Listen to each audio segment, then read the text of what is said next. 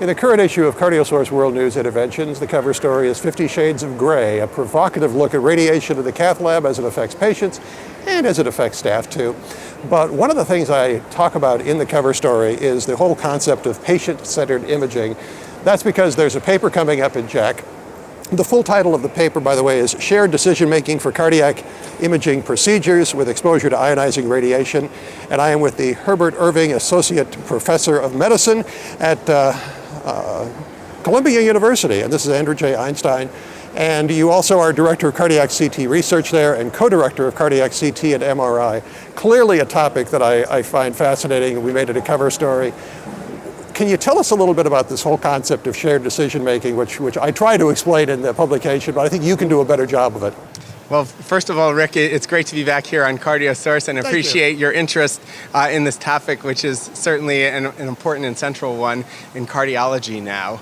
Rather than taking a paternalistic view towards our patients, really increasingly we've recognized that it's important that we share decision-making processes both among various caregivers for a patient as well as incorporate the patient into our decision-making process, especially for procedures which have some risk for the patient, which is the case for many procedures in cardiology, but in cardiac imaging, that risk is often related to ionizing radiation.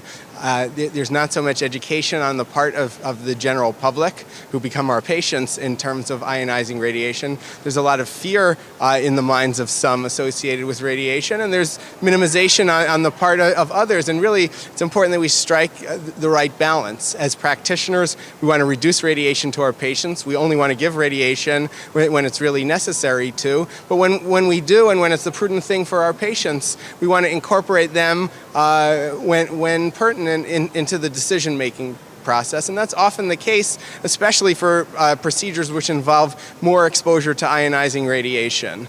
More we define in this paper as especially for procedures more than 20 millisieverts, which is a measure of ionizing radiation. Our group, which was a part of a symposium funded by the National Heart, Lung, and Blood Institute and the National Cancer Institute, there were about 17 participants in this symposium. We got together and wrote this working document, which is appearing in JACC, and we classified different levels of radiation doses. Since we don't have what's called diagnostic reference levels, we don't really know in the U.S. population what radiation doses patients are getting from various cardiac imaging and intervention procedures.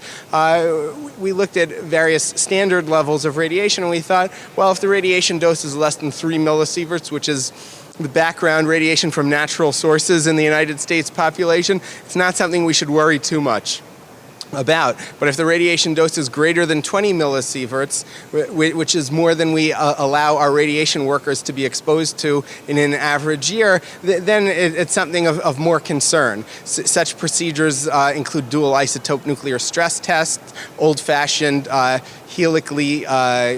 helical retrospectively gated coronary CT angiogram procedures. And those procedures, we think that our group thought it's worthwhile for there to be some discussion with the patient, either a formal consent or at least a discussion between a provider and the patient. So there's lots of ideas here.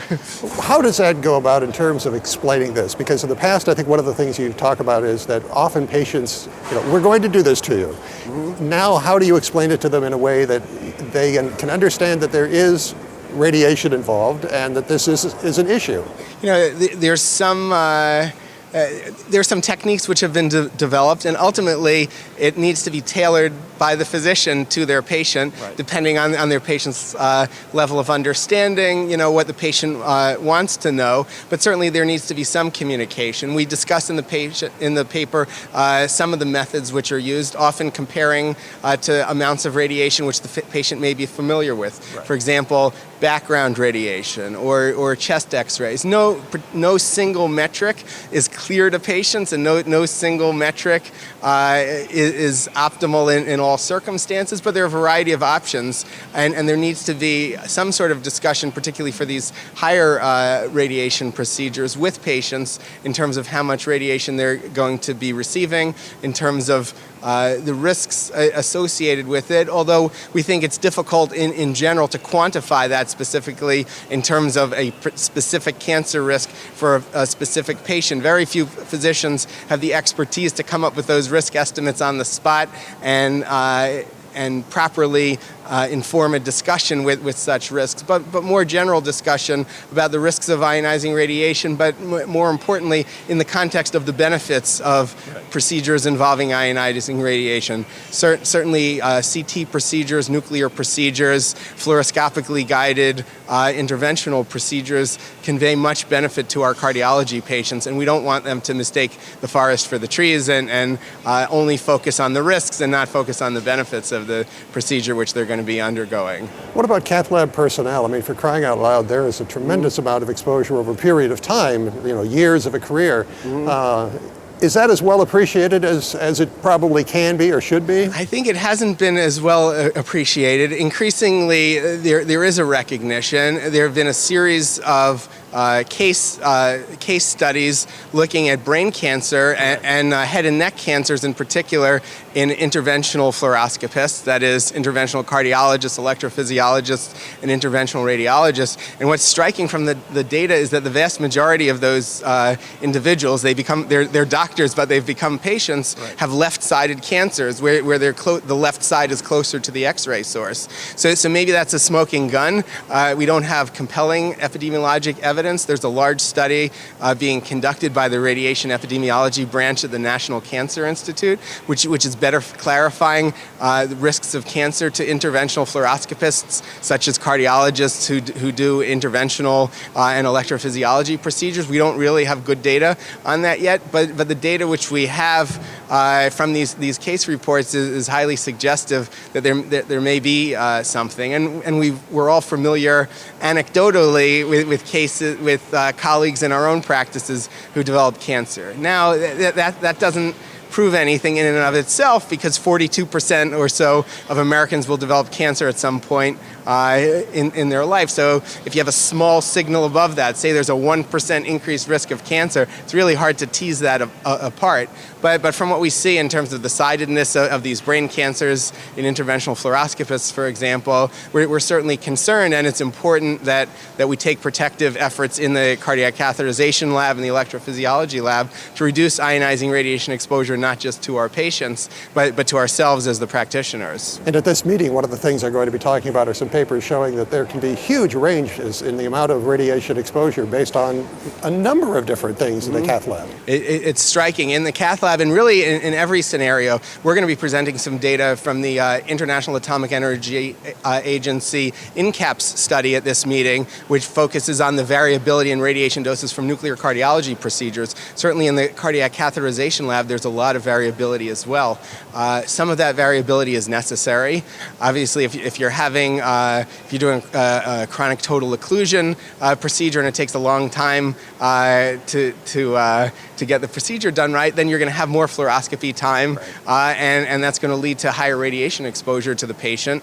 But that may be a patient who's at lower risk of radiation just because with such complex coronary disease, they have lower life expectancy, more comorbidities, and if you've really made the decision that a CTO, chronic total occlusion, is warranted, then radiation is not at the top of your list of worries for that patient. So certainly in some cases, some patients should get more radiation than others, but I think there's unnecessary variability, and that's really what we want to, if not eliminate, at least decrease. The variability, which is just due to sloppiness in terms of technique or not paying quite too much attention, too many frames per second in the cardiac catheterization, or improper placement of the C-arm or the table, or not using the right approaches, then that's a potential target for dose reduction efforts, and that's something which we should certainly focus on. There are some cowboys in cardiology who they don't even think about that. We talked to one for the story, and he's going, I often don't wear my radiation badge in there. When I do, it's no problem. That's probably not a good approach. So radiation badges don't prevent cancer per se, but they certainly help us monitor individuals, practitioners, and some practitioners will get up to so-called ALARA levels, as low as reasonably achievable levels, and they'll be at a point where really they shouldn't be getting exposed to more radiation per year. Moreover, it's within Nuclear Regulatory Commission guidelines. In fact, that's the federal law in the Code of Federal Law of the United States, that you have to wear a radiation badge if you're going to be getting upwards of 10% of these regulatory allowable limits. So it's really something which is a best practice which we should all adopt, particularly for people who are regularly exposed to ionizing radiation. That is, people in the cath lab, people in the EP lab, people in the nuclear cardiology lab. Right. Well, this is the paper from Dr. Einstein is in JACC. Please look for that on shared decision making. And my cover story is the focus for CardioSource World News Interventions, for which I'm the executive editor, Rick McGuire.